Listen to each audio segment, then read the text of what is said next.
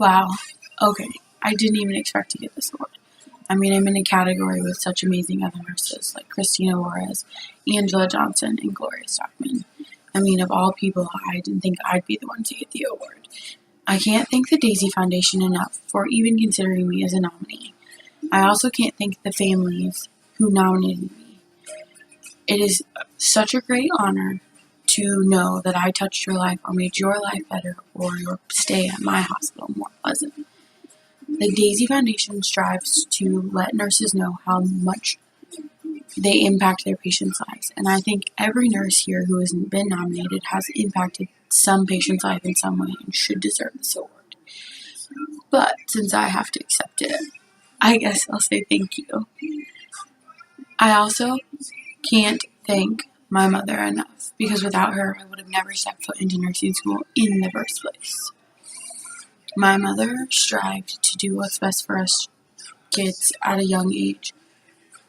She went back to school in her 30s, and I watched how hard she struggled to become a nurse, and I couldn't have done this process without her.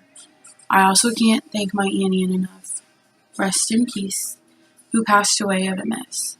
She was also a nurse and one of the biggest reasons why I fought so hard to specialize in multiple sclerosis. Without her, I would have never found my calling, nor would I never have found my true love, which was helping people and their families.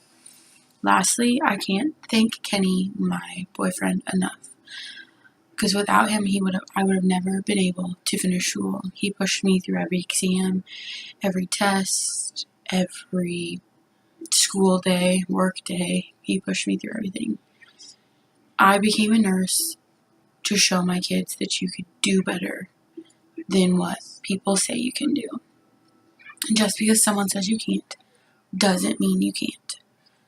I became a nurse to teach my children that hard work goes a long way, that you can do anything you put your mind to. I can't express how honored I am to truly get this award.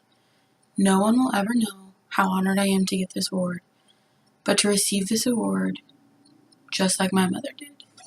My mother was the first recipient of the Daisy Award in the state of Illinois, and to now be accepting this award 15 years later, I couldn't be more honored than I am now.